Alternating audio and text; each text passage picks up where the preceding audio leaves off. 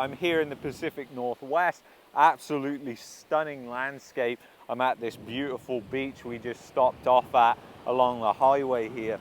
And I thought this was a great time to make a video about the collapse of Airbnb that is coming and nobody knows about. So before we get started, please hit that like button. Please subscribe to the channel if you're interested in content like this.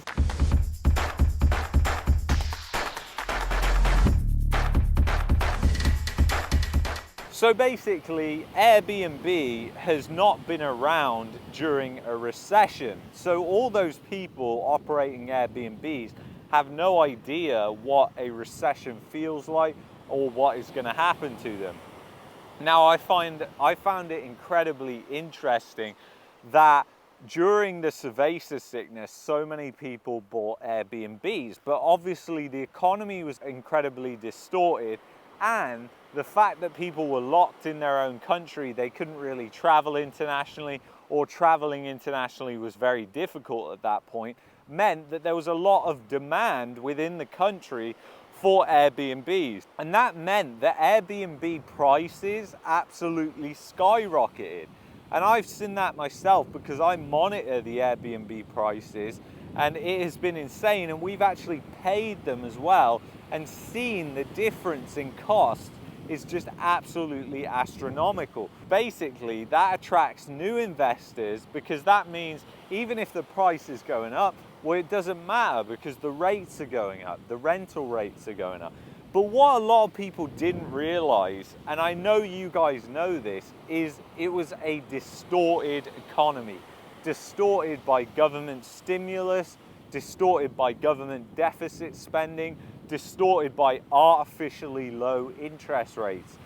Now, artificially low interest rates were created by building these huge bank deposits for the banks so they can lend out exorbitant amounts of money, and it means it puts the risk premiums down a lot because they've got all these reserves now that have just been created out of nowhere. So it's completely artificial, and now we're seeing that all reverse with quantitative tightening. And not only are we seeing quantitative tightening within the central banks, we're also seeing the government do the same. Lots of people are being demanded now to be paying back all of this stimulus, and this stimulus payback, it's going to be a bit bad. It's going to be really bad for a lot of people because you can't not pay the government. That is one person that you just cannot pay. So the thing is, that is obviously going to be bad, but what we've seen here right now in a typically touristy place is the demand has just dropped through the floor. It's just dropped through the floor. Lots of restaurants are closing down. The restaurants that are open are dead. There's barely anybody around. And that is extremely bad news for the economy, and it's extremely bad news for the travel sector. Now, the thing is, guys, Airbnb owners don't even realize that they are participating in the travel sector. They actually think, I'm not in the travel sector. What are you on about? I operate an Airbnb. You know, I have working professionals come and see me or whatever. But what they don't realize is all these people that have been staying in these Airbnbs, well, guess what? They had government stimulus. There were all these different things that meant that their incomes at that time were a lot higher than they are right now. And we can see that evidenced in the savings rate. The savings rate is absolutely plummeting right now because people have no money, and consumer sentiment is at like 2008 levels. It's at like decade lows.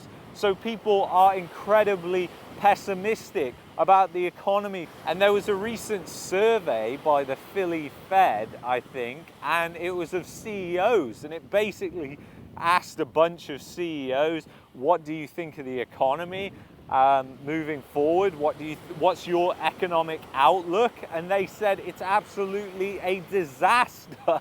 So even people at the top, in the top management of these companies, are just like, WTF, what is happening? This is just disastrous. And you know, It really is, but people don't realize it. And people operating these Airbnbs are going to get slapped. They're going to get hit by this collapse, and they are going to be holding the bag. And guess what, guys? A lot of these Airbnbs are going to be flipped to long-term rentals and to the housing market. So what does that mean for the housing market? Well, that means that the housing market goes down. What does that mean for the rental market? Well, that means that rent prices go down. And that can create more of that doom loop that I've talked about before, because when Airbnbs crash, that means you're going to have more rental supply and more housing supply. And that's not what a lot of people monitor.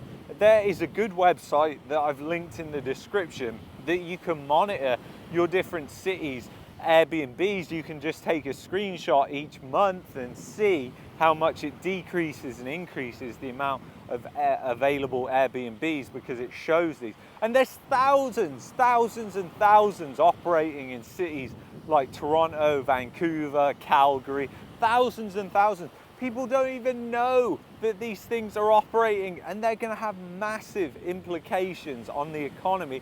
Little do people know. This is a huge supply which could be tapped into come the financial collapse, which is already happening. We're already in a recession. You know, we just haven't had the government come out and tell us with their broken statistics that we're technically in a recession, but we're already in a recession. When we were eating out last night in Victoria, it felt like a recession. You know, talking to the waitress who served us, who was a student, it was just like horrible what she said about all her friends are basically broke.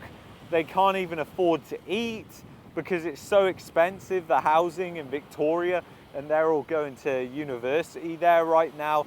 They said it's like nothing they've experienced before.